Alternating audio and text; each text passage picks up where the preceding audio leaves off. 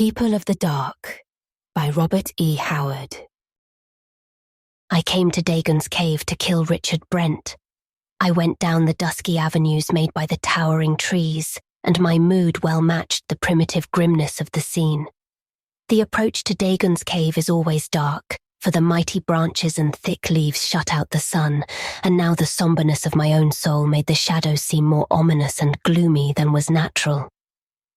Not far away I heard the slow wash of the waves against the tall cliffs, but the sea itself was out of sight, masked by the dense oak forest. The darkness and the stark gloom of my surroundings gripped my shadowed soul as I passed beneath the ancient branches, as I came out into a narrow glade and saw the mouth of the ancient cavern before me. I paused, scanning the cavern's exterior and the dim reaches of the silent oaks. The man I hated had not come before me. I was in time to carry out my grim intent. For a moment my resolution faltered, then like a wave there surged over me the fragrance of Eleanor Bland, a vision of wavy golden hair and deep grey eyes, changing and mystic as the sea. I clenched my hands until the knuckles showed white and instinctively touched the wicked snub-nosed revolver whose weight sagged my coat pocket. But for Richard Brent, I felt certain I had already won this woman, desire for whom made my waking hours a torment and my sleep a torture. Whom did she love? She would not say. I did not believe she knew. Let one of us go away, I thought, and she would turn to the other. And I was going to simplify matters for her, and for myself. By chance I had overheard my blonde English rival remark that he intended coming to lonely Dagon's cave on an idle exploring outing, alone. I am not by nature criminal.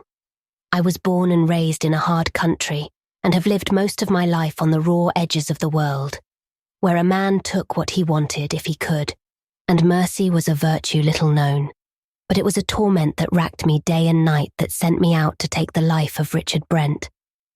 I have lived hard and violently, perhaps. When love overtook me, it also was fierce and violent. Perhaps I was not wholly sane, what with my love for Eleanor Bland and my hatred for Richard Brent. Under any other circumstances, I would have been glad to call him friend, a fine, rangy, upstanding young fellow, clear-eyed and strong. But he stood in the way of my desire and he must die.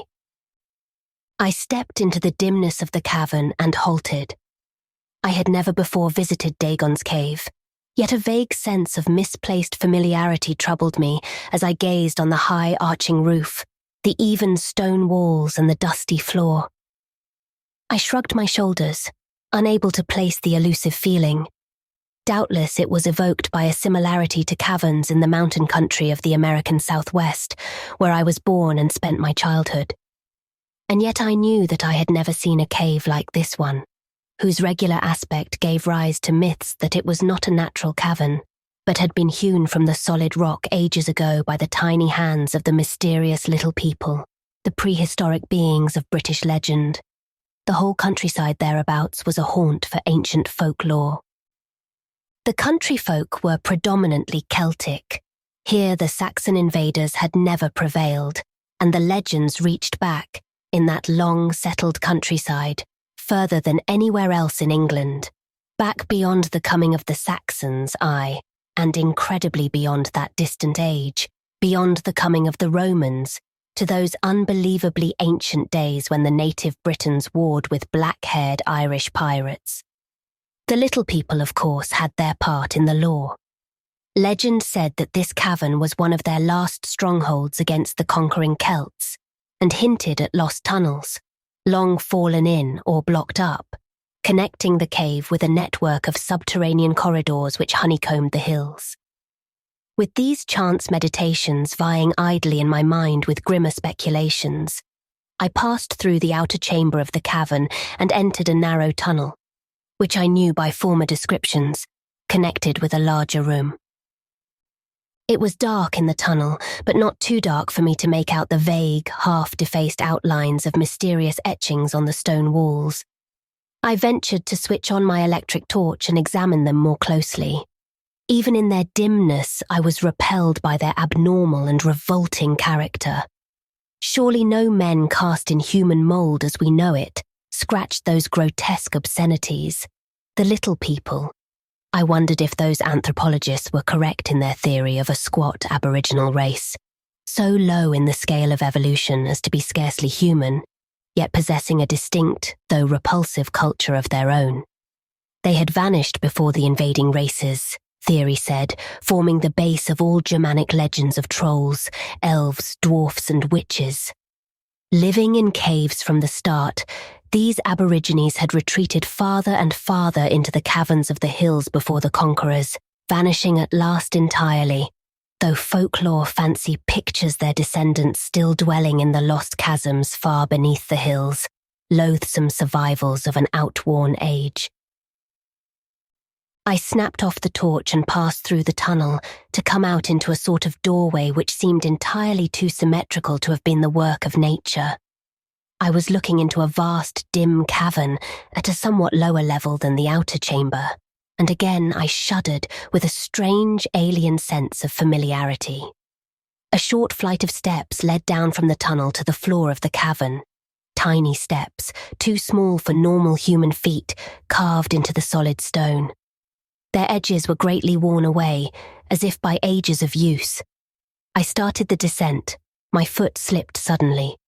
I instinctively knew what was coming. It was all in part with that strange feeling of familiarity. But I could not catch myself.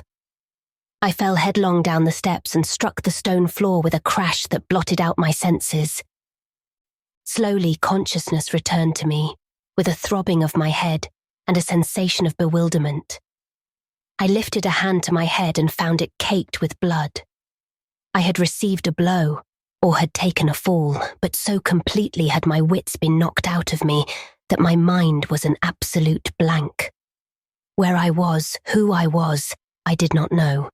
I looked about, blinking in the dim light, and saw that I was in a wide, dusty cavern. I stood at the foot of a short flight of steps, which led upward into some kind of tunnel. I ran my hand dazedly through my square-cut black mane, and my eyes wandered over my massive naked limbs and powerful torso. I was clad, I noticed absently, in a sort of loincloth, from the girdle of which swung an empty scabbard, and leathern sandals were on my feet. Then I saw an object lying at my feet, and stooped and took it up. It was a heavy iron sword, whose broad blade was darkly stained. My fingers fitted instinctively about its hilt with the familiarity of long usage. Then suddenly I remembered and laughed to think that a fall on his head should render me, Conan of the Reavers, so completely daft. It all came back to me now. It had been a raid on the Britons, on whose coasts we continually swooped with torch and sword, from the island called Erayan. That day, we of the black-haired Gael had swept suddenly down on a coastal village in our long, low ships, and in the hurricane of battle which followed, the Britons had at last given up the stubborn contest and retreated, warriors, women and bairns, into the deep shadows of the oak forests, whither we seldom dared follow. But I had followed, for there was a girl of my foes whom I desired with a burning passion, a lithe, slim young creature with wavy golden hair and deep grey eyes, changing and mystic as the sea. Her name was Tamara. Well, I knew it, for there was trade between the races as well as war, and I had been in the villages of the Britons as a peaceful visitor, in times of rare truce. I saw her white, half-clad body flickering among the trees as she ran with the swiftness of a doe, and I followed, panting with fierce eagerness. Under the dark shadows of the gnarled oaks she fled, with me in close pursuit, while far away behind us died out the shouts of slaughter and the clashing of swords. Then we ran in silence, save for her quick-laboured panting, and I was so close behind her, as we emerged into a narrow glade before a sombre-mouthed cavern, that I caught her flying golden tresses with one mighty hand. She sank down with a despairing wail, and even so, a shout echoed her cry, and I wheeled quickly to face a rangy young Briton who sprang from among the trees, the light of desperation in his eyes. "Verterix!" the girl wailed, her voice breaking in a sob, and fiercer rage welled up in me, for I knew the lad was her lover. "Run for the forest, Tamara!" he shouted, and leaped at me as a panther leaps, his bronze axe whirling like a flashing wheel about his head. And then sounded the clangor of strife and the hard-drawn panting of combat. The Briton was as tall as I, but he was lithe where I was massive. The advantage of sheer muscular power was mine, and soon he was on the defensive, striving desperately to parry my heavy strokes with his axe. Hammering on his guard like a smith on an anvil, I pressed him relentlessly, driving him irresistibly before me. His chest heaved, his breath came in laboured gasps, his blood dripped from scalp, chest and thigh where my whistling blade had cut the skin and all but gone home. As I redoubled my strokes, and he bent and swayed beneath them like a sapling in a storm, I heard the girl cry, Verterix! Verterix! The cave! Into the cave! I saw his face pale with a fear greater than that induced by my hacking sword. Not there. Better a clean death. In Ilmarinen's name, girl, run into the forest and save yourself. I will not leave you. The cave! It is our one chance! I saw her flash past us like a flying wisp of white and vanish in the cavern, and with a despairing cry, the youth launched a wild, desperate stroke that nigh cleft my skull.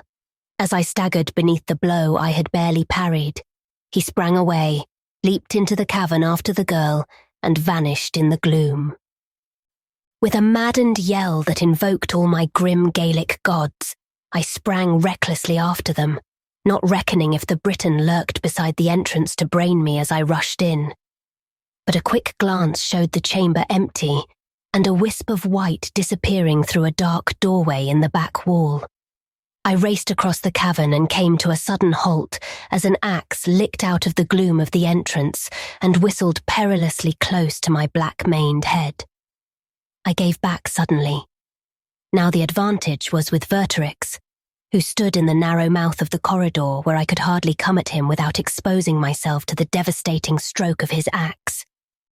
I was near frothing with fury, and the sight of a slim white form among the deep shadows behind the warrior drove me into a frenzy. I attacked savagely but warily, thrusting venomously at my foe and drawing back from his strokes. I wished to draw him out into a wide lunge, avoid it and run him through before he could recover his balance. In the open, I could have beat him down by sheer power and heavy blows, but here I could only use the point, and that at a disadvantage. I always preferred the edge, but I was stubborn. If I could not come at him with a finishing stroke, neither could he or the girl escape me while I kept him hemmed in the tunnel.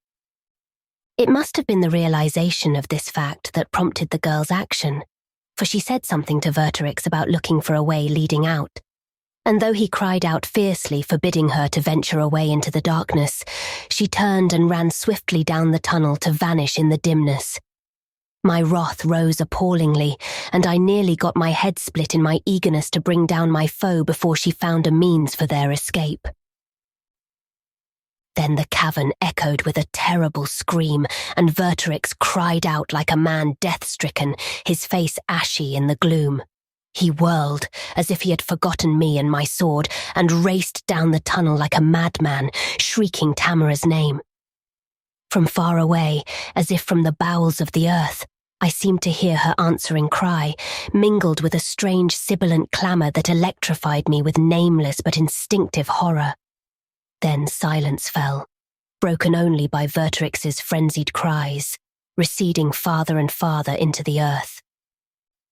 Recovering myself, I sprang into the tunnel and raced after the Briton as recklessly as he had run after the girl. And to give me my due, red-handed reaver though I was, cutting down my rival from behind was less in my mind than discovering what dread thing had Tamara in its clutches. As I ran along, I noted absently that the sides of the tunnel were scrawled with monstrous pictures, and realized suddenly and creepily that this must be the dread cavern of the Children of the Night, tales of which had crossed the narrow sea to resound horrifically in the ears of the gales. Terror of me must have ridden Tamara hard to have driven her into the cavern shunned by her people, where, it was said, lurked the survivals of that grisly race which inhabited the land before the coming of the Picts and Britons, and which had fled before them into the unknown caverns of the hills. Ahead of me the tunnel opened into a wide chamber, and I saw the white form of Vertorix glimmer momentarily in the semi-darkness and vanish in what appeared to be the entrance of a corridor opposite the mouth of the tunnel I had just traversed. Instantly there sounded a short, fierce shout and the crash of a hard-driven blow, mixed with the hysterical screams of a girl and a medley of serpent-like hissing that made my hair bristle. And at that instant I shot out of the tunnel, running at full speed, and realized too late the floor of the cavern lay several feet below the level of the tunnel. My flying feet missed the tiny steps and I crashed terrifically on the solid stone floor. Now, as I stood in the semi-darkness, rubbing my aching head, all this came back to me, and I stared fearsomely across the vast chamber at that black cryptic corridor into which Tamara and her lover had disappeared, and over which silence lay like a pall. Gripping my sword, I warily crossed the great still cavern and peered into the corridor. Only a denser darkness met my eyes. I entered, striving to pierce the gloom, and as my foot slipped on a wide wet smear on the stone floor, the raw, acrid scent of fresh spilled blood met my nostrils. Someone or something had died there, either the young Briton or his unknown attacker. I stood there uncertainly, all the supernatural fears that are the heritage of the Gale rising in my primitive soul. I could turn and stride out of these accursed mazes, into the clear sunlight, and down to the clean blue sea where my comrades, no doubt, impatiently awaited me after the routing of the Britons. Why should I risk my life among these grisly rat dens? I was eaten with curiosity to know what manner of beings haunted the cavern, and who were called the children of the night by the Britons. But it was my love for the yellow-haired girl which drove me down that dark tunnel. And love her I did, in my way, and would have been kind to her, had I carried her away to my island haunt. I walked softly along the corridor, blade ready. What sort of creatures the children of the night were I had no idea, but the tales of the Britons had lent them a distinctly inhuman nature. The darkness closed around me as I advanced, until I was moving in utter blackness. My groping left hand encountered a strangely carven doorway, and at that instant something hissed like a viper beside me and slashed fiercely at my thigh. I struck back savagely and felt my blind stroke crunch home, and something fell at my feet and died. What thing I had slain in the dark I could not know, but it must have been at least partly human because the shallow gash in my thigh had been made with a blade of some sort, and not by fangs or talons. And I sweated with horror, for the gods know, the hissing voice of the thing had resembled no human tongue I had ever heard. And now, in the darkness ahead of me, I heard the sound repeated, mingled with horrible slitherings, as if numbers of reptilian creatures were approaching. I stepped quickly into the entrance my groping hand had discovered and came near repeating my headlong fall, for instead of letting into another level corridor, the entrance gave onto a flight of dwarfish steps on which I floundered wildly. Recovering my balance, I went on cautiously, groping along the sides of the shaft for support. I seemed to be descending into the very bowels of the earth, but I dared not turn back. Suddenly, far below me, I glimpsed a faint, eerie light. I went on perforce, and came to a spot where the shaft opened into another great vaulted chamber, and I shrank back, aghast. In the centre of the chamber stood a grim black altar. It had been rubbed all over with a sort of phosphorus, so that it glowed dully, lending a semi-illumination to the shadowy cavern. Towering behind it on a pedestal of human skulls lay a cryptic black object carven with mysterious hieroglyphics. The black stone, the ancient stone before which, the Britons said, the children of the night bowed in gruesome worship, and whose origin was lost in the black mists of a hideously distant past. Once, legend said, it had stood in that grim circle of monoliths called Stonehenge, before its votaries had been driven like chaff before the bows of the Picts. But I gave it but a passing, shuddering glance. 2 figures lay, bound with rawhide thongs, on the glowing black altar. One was Tamara, the other was Vertorix, blood-stained and dishevelled. His bronze axe, crusted with clotted blood, lay near the altar, and before the glowing stone squatted Horror. Though I had never seen one of those ghoulish aborigines, I knew this thing for what it was, and shuddered. It was a man of a sort, but so low in the stage of life that its distorted humanness was more horrible than its bestial nature. Erect, it could not have been 5 feet in height. Its body was scrawny and deformed, its head disproportionately large. Lank, snaky hair fell over a square, inhuman face with flabby, writhing lips that bared yellow fangs, flat, spreading nostrils, and great yellow eyes. I knew the creature must be able to see in the dark as well as a cat. Centuries of skulking in dim caverns had lent the race terrible and inhuman attributes. But the most repellent feature was its skin, scaly, yellow and mottled, like the hide of a serpent. A loinclout made of a real snake's skin girt its lean loins, and its taloned hands gripped a short stone-tipped spear and a sinister-looking mallet of polished flint. So intently was it gloating over its captives, it evidently had not heard my stealthy descent. As I hesitated in the shadows of the shaft, far above me I heard a soft, sinister rustling that chilled the blood in my veins. The children were creeping down the shaft behind me, and I was trapped. I saw other entrances opening on the chamber, and I acted, realizing that an alliance with Vertrix was our only hope. Enemies though we were men, cast in the same mold, trapped in the lair of these indescribable monstrosities. As I stepped from the shaft, the horror beside the altar jerked up his head and glared full at me. And as he sprang up, I leaped and he crumpled, blood spurting as my heavy sword split his reptilian heart.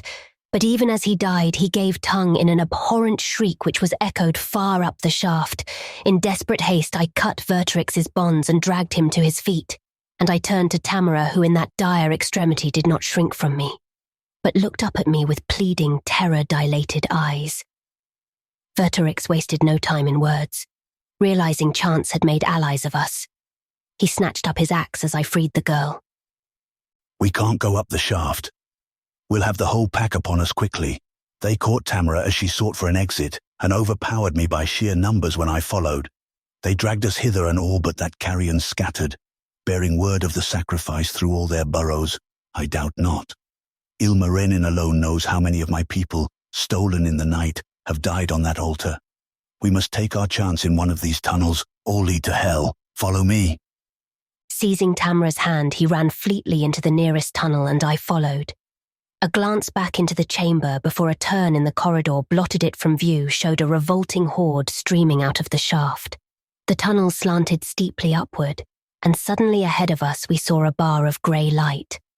But the next instant our cries of hope changed to curses of bitter disappointment. There was daylight, aye, drifting in through a cleft in the vaulted roof, but far, far above our reach. Behind us the pack gave tongue exultingly, and I halted.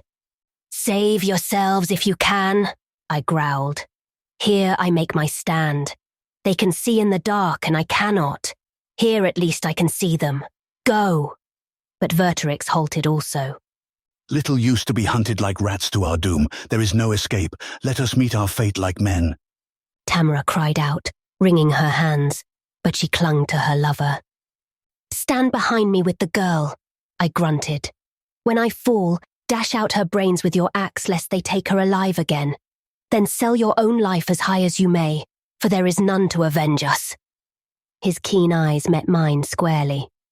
We worship different gods, Reaver, but all gods love brave men. Mayhap we shall meet again beyond the dark. "Hail and farewell, Britain," I growled, and our right hands gripped like steel. Hail and farewell, Gale.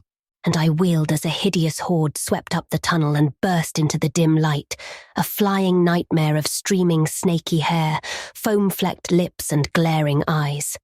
Thundering my war cry, I sprang to meet them and my heavy sword sang and a head spun grinning from its shoulder on an arching fountain of blood. They came upon me like a wave and the fighting madness of my race was upon me. I fought as a maddened beast fights, and at every stroke I clove through flesh and bone, and blood spattered in a crimson rain.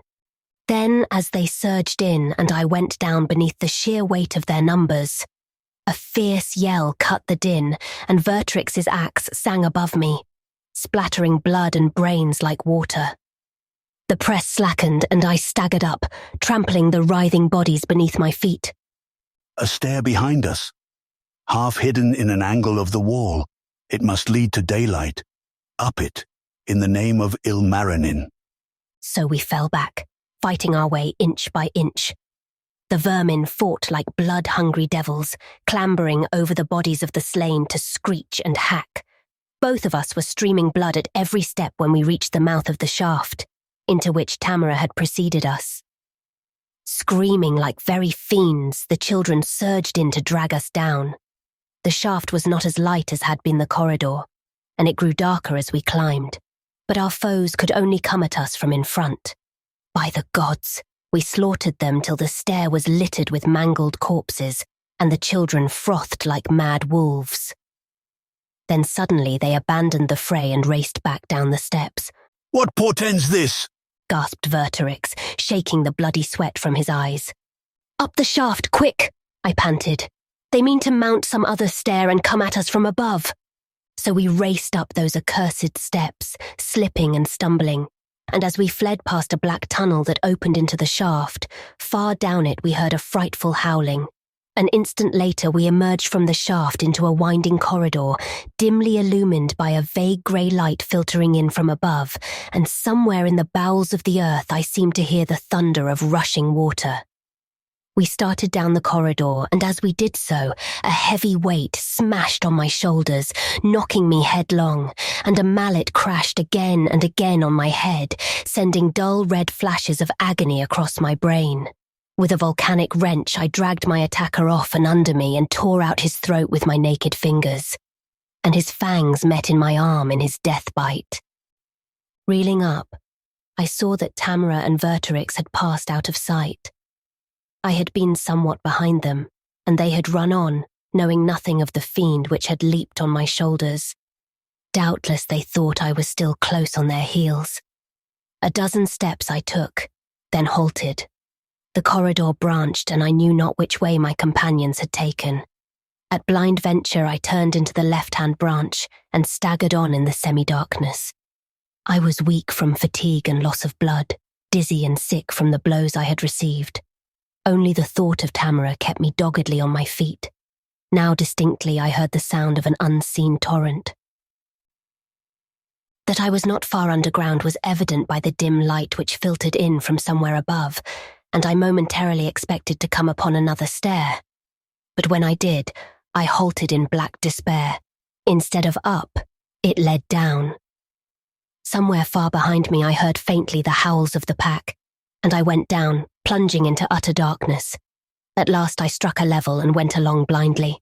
I had given up all hope of escape and only hoped to find Tamara, if she and her lover had not found a way of escape, and die with her. The thunder of rushing water was above my head now, and the tunnel was slimy and dank. Drops of moisture fell on my head, and I knew I was passing under the river. Then I blundered again upon steps cut in the stone, and these led upward. I scrambled up as fast as my stiffening wounds would allow, and I had taken punishment enough to have killed an ordinary man. Up I went, and suddenly daylight burst on me through a cleft in the solid rock. I stepped into the blaze of the sun. I was standing on a ledge high above the rushing waters of a river which raced at awesome speed between towering cliffs. The ledge on which I stood was close to the top of the cliff. Safety was within arm's length. But I hesitated, and such was my love for the golden-haired girl that I was ready to retrace my steps through those black tunnels on the mad hope of finding her. Then I started.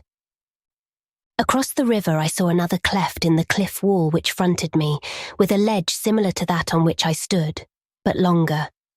In olden times, I doubt not, some sort of primitive bridge connected the two ledges, possibly before the tunnel was dug beneath the riverbed. Now, as I watched, two figures emerged upon that other ledge. one gashed, dust-stained, limping, gripping a blood-stained axe, the other slim, white and girlish. Verterix and Tamara!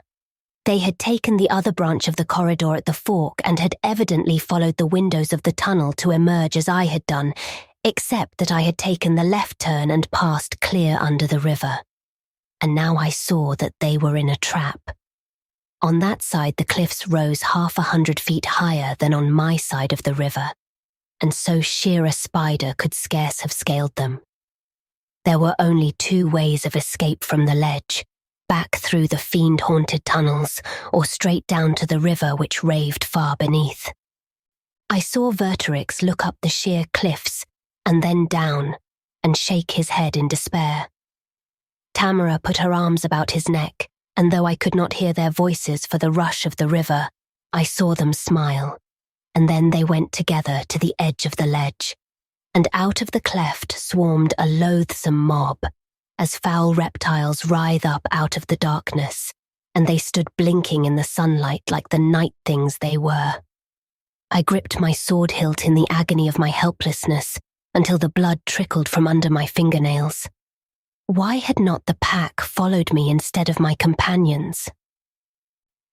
The children hesitated an instant as the 2 Britons faced them. Then with a laugh, Verterix hurled his axe far out into the rushing river and turning caught Tamara in a last embrace. Together they sprang far out and, still locked in each other's arms, hurtled downward, struck the madly foaming water that seemed to leap up to meet them, and vanished. And the wild river swept on like a blind, insensate monster, thundering along the echoing cliffs. A moment I stood frozen, then like a man in a dream I turned, caught the edge of the cliff above me and wearily drew myself up and over, and stood on my feet above the cliffs, hearing like a dim dream the roar of the river far beneath. I reeled up, dazedly clutching my throbbing head on which dried blood was clotted. I glared wildly about me. I had clambered the cliffs. No, by the thunder of Crom, I was still in the cavern. I reached for my sword. The mists faded and I stared about dizzily, orienting myself with space and time. I stood at the foot of the steps down which I had fallen. I, who had been Conan the Reaver, was John O'Brien. Was all that grotesque interlude a dream? Could a mere dream appear so vivid? Even in dreams, we often know we are dreaming, but Conan the Reaver had no cognizance of any other existence. More, he remembered his own past life as a living man remembers, though in the waking mind of John O'Brien, that memory faded into dust and mist. But the adventures of Conan in the Cavern of the Children stood clear-etched in the mind of John O'Brien. I glanced across the dim chamber toward the entrance of the tunnel into which Verterix had followed the girl. But I looked in vain, seeing only the bare blank wall of the cavern. I crossed the chamber, switched on my electric torch, miraculously unbroken in my fall, and felt along the wall. Ha! I started, as from an electric shock. Exactly where the entrance should have been, my fingers detected a difference in material, a section which was rougher than the rest of the wall. I was convinced that it was of comparatively modern workmanship. The tunnel had been walled up. I thrust against it, exerting all my strength, and it seemed to me that the section was about to give. I drew back, and taking a deep breath, launched my full weight against it, backed by all the power of my giant muscles. The brittle, decaying wall gave way with a shattering crash, and I catapulted through in a shower of stones and falling masonry. I scrambled up, a sharp cry escaping me. I stood in a tunnel, and I could not mistake the feeling of similarity this time. Here, Verterix had first fallen foul of the children as they dragged Tamara away, and here where I now stood the floor had been awash with blood. I walked down the corridor like a man in a trance. Soon I should come to the doorway on the left. Aye, there it was, the strangely carven portal, at the mouth of which I had slain the unseen being which reared up in the dark beside me. I shivered momentarily. Could it be possible that remnants of that foul race still lurked hideously in these remote caverns? I turned into the doorway, and my light shone down a long slanting shaft with tiny steps cut into the solid stone. Down these had Conan the Reaver gone groping, and down them went I, John O'Brien, with memories of that other life filling my brain with vague phantasms. No light glimmered ahead of me, but I came into the great dim chamber I had known of yore, and I shuddered as I saw the grim black altar etched in the gleam of my torch. Now no bound figures writhed there, no crouching horror gloated before it. Nor did the pyramid of skulls support the black stone before which unknown races had bowed before Egypt was born out of time's dawn. Only a littered heap of dust lay strewn where the skulls had upheld the hellish thing. No, that had been no dream. I was John O'Brien, but I had been Conan of the Reavers in that other life, and that grim interlude a brief episode of reality which I had relived. I entered the tunnel down which we had fled, shining a beam of light ahead, and saw the bar of grey light drifting down from above, just as in that other lost age. Here the Briton and I, Conan, had turned at bay. I turned my eyes from the ancient cleft high up in the vaulted roof, and looked for the stair. There it was, half concealed by an angle in the wall. I mounted, remembering how hardly Vertrix and I had gone up so many ages before, with the horde hissing and frothing at our heels. I found myself tense with dread as I approached the dark, gaping entrance through which the pack had sought to cut us off. I had snapped off the light when I came into the dim-lit corridor below, and now I glanced into the well of blackness which opened on the stair, and with a cry I started back, nearly losing my footing on the worn steps. Sweating in the semi-darkness, I switched on the light and directed its beam into the cryptic opening, revolver in hand. I saw only the bare rounded sides of a small shaft-like tunnel, and I laughed nervously. My imagination was running riot. I could have sworn that hideous yellow eyes glared terribly at me from the darkness, and that a crawling something had scuttered away down the tunnel. I was foolish to let these imaginings upset me. The children had long vanished from these caverns, a nameless and abhorrent race closer to the serpent than the man. They had centuries ago faded back into the oblivion from which they had crawled in the black dawn ages of the earth. I came out of the shaft into the winding corridor, which, as I remembered of old, was lighter. Here from the shadows a lurking thing had leaped on my back while my companions ran on, unknowing. What a brute of a man Conan had been, to keep going after receiving such savage wounds. Aye, in that age all men were iron. I came to the place where the tunnel forked, and as before I took the left-hand branch and came to the shaft that led down. Down this I went, listening for the roar of the river but not hearing it. Again the darkness shut in about the shaft, so I was forced to have recourse to my electric torch again, lest I lose my footing and plunge to my death. Oh, I, John O'Brien, am not nearly so sure-footed as was I, Conan the Reaver. No, nor as tigerishly powerful and quick either. I soon struck the dank lower level and felt again the dampness that denoted my position under the riverbed. But still I could not hear the rush of the water. And indeed I knew that whatever mighty river had rushed roaring to the sea in those ancient times, there was no such body of water among the hills today. I halted, flashing my light about. I was in a vast tunnel, not very high of roof, but broad. Other smaller tunnels branched off from it, and I wondered at the network which apparently honeycombed the hills. I cannot describe the grim, gloomy effect of those dark, low-roofed corridors far below the earth. Over all hung an overpowering sense of unspeakable antiquity. Why had the little people carved out these mysterious crypts, and in which black age? Were these caverns their last refuge from the onrushing tides of humanity, or their castles since time immemorial? I shook my head in bewilderment. The beast-like nature of the children I had seen, yet somehow they had been able to carve these tunnels and chambers that might balk modern engineers. Even supposing they had but completed a task begun by nature, still it was a stupendous work for a race of dwarfish aborigines. Then I realized with a start that I was spending more time in these gloomy tunnels than I cared for. and began to hunt for the steps by which Conan had ascended. I found them, and following them up, breathed again deeply in relief as the sudden glow of daylight filled the shaft. I came out upon the ledge, now worn away until it was little more than a bump on the face of the cliff, and I saw the great river, which had roared like a prisoned monster between the sheer walls of its narrow canyon, had dwindled away with the passing eons until it was no more than a tiny stream, far beneath me, trickling soundlessly among the stones on its way to the sea.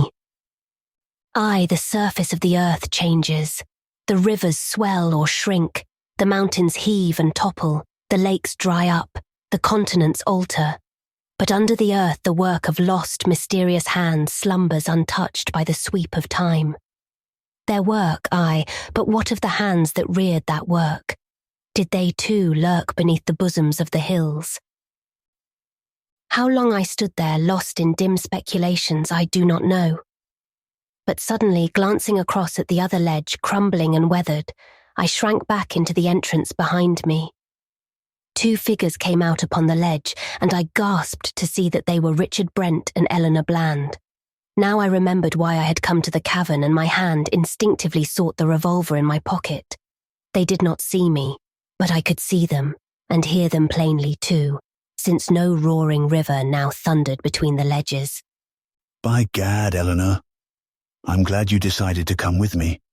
Who would have guessed there was anything to those old tales about hidden tunnels leading from the cavern? I wonder how that section of wall came to collapse. I thought I heard a crash just as we entered the outer cave. Do you suppose some beggar was in the cavern ahead of us and broke it in? I don't know. I remember... I don't know. It almost seems as if I'd been here before, or dreamed I had. I seem to faintly remember, like a far-off nightmare, running endlessly through these dark corridors with hideous creatures on my heels. Was I there? Yes, and John too. But you were not Richard Brent, and John was not John O'Brien. No, and I was not Eleanor Bland either. Oh, it's so dim and far off I can't describe it at all. It's hazy and misty and terrible. I understand a little. Ever since we came to the place where the wall had fallen and revealed the old tunnel, I've had a sense of familiarity with the place. There was horror and danger and battle, and love too. He stepped nearer the edge to look down in the gorge, and Eleanor cried out sharply and suddenly, seizing him in a convulsive grasp. "Don't, Richard, don't! Hold me, oh, hold me tight!" He caught her in his arms. Why, Eleanor dear, what's the matter? Nothing.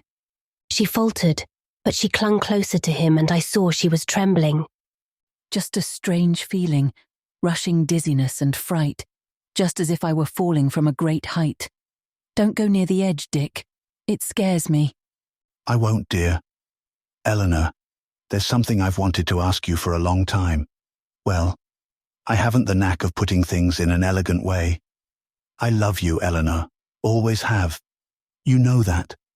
But if you don't love me, I'll take myself off and won't annoy you any more. Only please tell me one way or another, for I can't stand it any longer. Is it I or the American? You, Dick, she answered, hiding her face on his shoulder. It's always been you, though I didn't know it. I think a great deal of John O'Brien. I didn't know which of you I really loved. But today, as we came through those terrible tunnels and climbed those fearful stairs, and just now when I thought for some strange reason we were falling from the ledge, I realized it was you I loved, that I always loved you, through more lives than this one. Always. Their lips met, and I saw her golden head cradled on his shoulder. My lips were dry, my heart cold, yet my soul was at peace. They belonged to each other. Eons ago they lived and loved, and because of that love they suffered and died, and I, Conan, had driven them to that doom. I saw them turn toward the cleft, their arms about each other. Then I heard Tamara, Eleanor, shriek. I saw them both recoil, and out of the cleft a horror came writhing, a loathsome, brain-shattering thing that blinked in the clean sunlight. I knew it of old, vestige of a forgotten age, It came writhing its horrid shape up out of the darkness of the earth and the lost past to claim its own. What 3,000 years of retrogression can do to a race hideous in the beginning I saw and shuddered. And instinctively I knew that in all the world it was the only one of its kind, a monster that had lived on. God alone knows how many centuries, wallowing in the slime of its dank subterranean lairs. Before the children had vanished, the race must have lost all human semblance, living as they did the life of the reptile. This thing was more like a giant serpent than anything else, but it had aborted legs and snaky arms with hooked talons. It crawled on its belly, writhing back mottled lips to bare needle-like fangs, which I felt must drip with venom. It hissed as it reared up its ghastly head on a horribly long neck, while its yellow eyes glittered with all the horror that is spawned in the black lairs under the earth. I knew those eyes had blazed at me from the dark tunnel opening on the stair. For some reason the creature had fled from me, possibly because it feared my light, and it stood to reason that it was the only one remaining in the caverns, else I had been set upon in the darkness. But for it, the tunnels could be traversed in safety. Now the reptilian thing writhed toward the humans trapped on the ledge. Brent had thrust Eleanor behind him and stood face ashy to guard her as best he could, and I gave thanks silently that I, John O'Brien, could pay the debt I, Conan the Reaver, owed these lovers since long ago. The monster reared up, and Brent, with cold courage, sprang to meet it with his naked hands. Taking quick aim, I fired once.